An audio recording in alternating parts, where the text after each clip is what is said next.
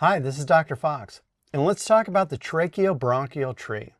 In this video, we'll outline the conductive pathways from the larynx to the terminal bronchioles of the lungs, noting regions of the tracheobronchial tree and their structure and relationships. For example, we'll discuss the primary, secondary, tertiary bronchi, as well as conducting and terminal and respiratory bronchioles. So let's begin with the trachea, someplace where we have discussed previously. So the trachea is suspended by the cricotracheal ligament. It is colloquially known as the windpipe, and it sits anterior to the esophagus, which is the tube that connects your pharynx to the stomach. Structurally, the trachea consists of membranes supported by tracheal cartilage, and these tracheal cartilages are formed from hyaline cartilage. They are anterolateral, so they go around the trachea like a C, and they are incomplete posteriorly. Posteriorly, we have membrane and smooth muscle that we refer to as the trachealis muscle. So this can help narrow or relax to expand the total volume of the trachea. The trachea at about the thoracic plane is going to bifurcate into primary bronchi. Primary bronchus is going to serve a lung. So that thoracic plane sits just posterior to the sternal angle. So that's between the manubrium and the body of the sternum. And as you notice, as we divide here, the right primary bronchus is a little larger and it's a little more vertical than the left primary bronchus, which is a little narrower and more oblique. Why this matters is that most objects which are asphyxiated or brought into the lungs are going to travel along the right primary bronchus and into the right lung. Most, not all. So let's take a look at that trachealis muscle. Here we can see a section of the trachea from posterior. So there is the anterolateral, and we can see how this posterior is rather loosey-goosey. So opened up, we can see that this is very soft tissue. It's smooth muscle, and it's therefore under autonomic control. A sympathetic response is going to relax this muscle and widen it, and a parasympathetic response is going to add tension to this muscle and narrow the lumen of the trachea. So the tracheobronchial tree is the entire system. If you were to imagine this as the trunk and these as the leaves and branches, so this is like an upside down tree. So you'd have to rotate this to really appreciate it as a full tree. But for now, I think your imaginations will be sufficient to see the tree. So we have this trachea here that is going to bifurcate into the right and the left primary bronchi. Between the two is this ridge. That ridge is called the carina, and it is very densely innervated. So if anything were to come into contact with that carina, that would send us into bronchospasm and coughing. So that would be an attempt to expel whatever that was from the conductive portion of the airway out. So the primary bronchi are going to bifurcate into secondary bronchi.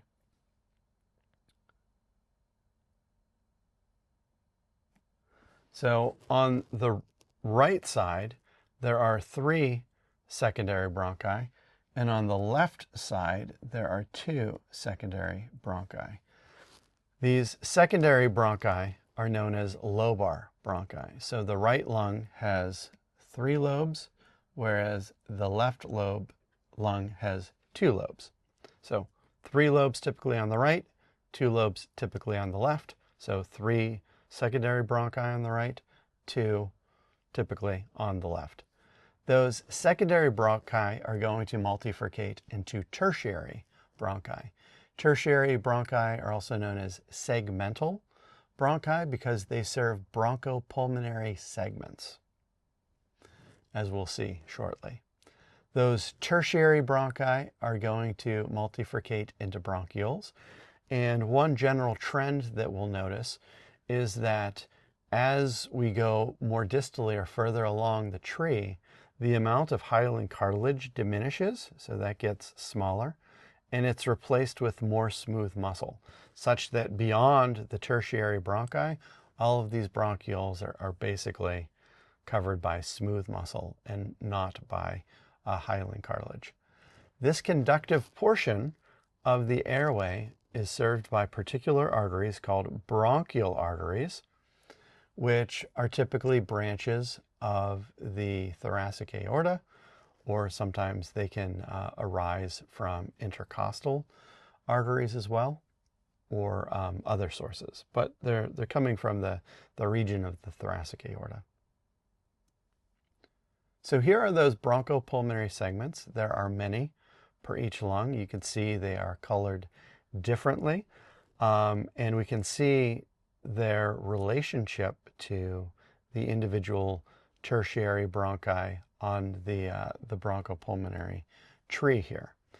Now, bronchopulmonary segments have their own blood supply, and as a result of that, they are surgically resectable, meaning you can remove one without jeopardizing the functions of the surrounding bronchopulmonary segments, which is very handy. Now, I don't want you to memorize any of these patterns, but there is one particular bronchopulmonary segment that I want you to be responsible for, and that is the superior segment of the inferior lobe. So the superior segment of the inferior lobe, we can see that right there or right there. The corresponding tertiary bronchus is there and there. And why these are important is spatially, these are pointing directly posteriorly.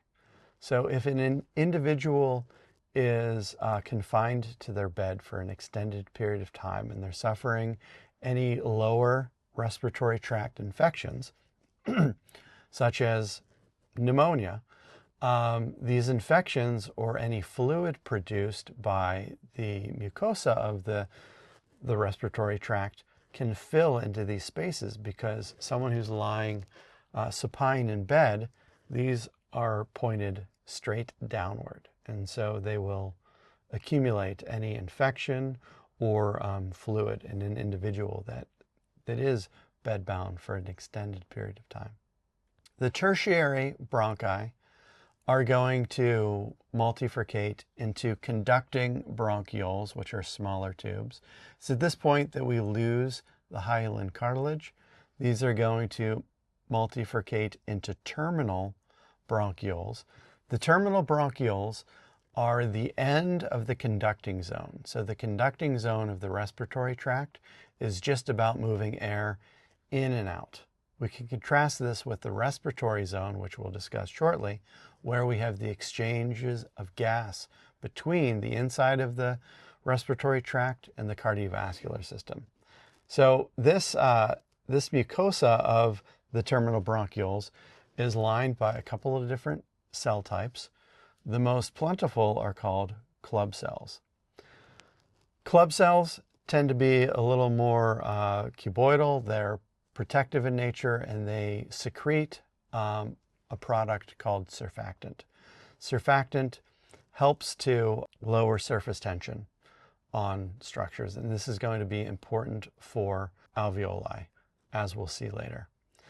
There are also reserve stem cells adjacent in this space to replace club cells as they fall and other mucosal cells of the respiratory tract. Beyond the terminal bronchioles here, we have multifurcations into respiratory bronchioles. Respiratory bronchioles host alveoli. Alveoli are these sacs here, and these are important because this is where we have the exchange of gases between the respiratory tract and the cardiovascular system. So this is why we call this the respiratory zone. This is so important to the function of the respiratory system. It's all happening here. So here we can see an endocast of a tracheobronchial tree. Here is the trachea. There is the left primary bronchus. There is the right primary bronchus. And we can see the secondary bronchus to the superior lobe. We can see the secondary bronchus to the middle lobe. And we can see the secondary bronchus of the inferior lobe of the right lung. Here we can see the secondary bronchus of the superior lobe of the left lung. And there's the secondary bronchus of the inferior lobe of the left lung. And then coming off of these are all the tertiary bronchi. Now, I bring this to your attention because we could even see indentations from the tracheal rings all throughout there, and the hyaline cartilage on the primary bronchi. As I rotate this model, I want you to notice on the posterior side, we cannot see any of those indentations. It's completely smooth. So this is how you may orient yourself as you're looking at this model. Now within this, rotate this down, I want to bring to your attention, there is the superior segment of the inferior lobe. Notice how, and it's labeled as 11 here, notice how this orients with respect to all of these tertiary bronchi. These ones are oriented directly posteriorly, such that in an individual that is lying supine for an extended period of time, this might collect infection and or fluid. So spend a little time rotating these around so that you have a good appreciation of the tracheobronchial tree.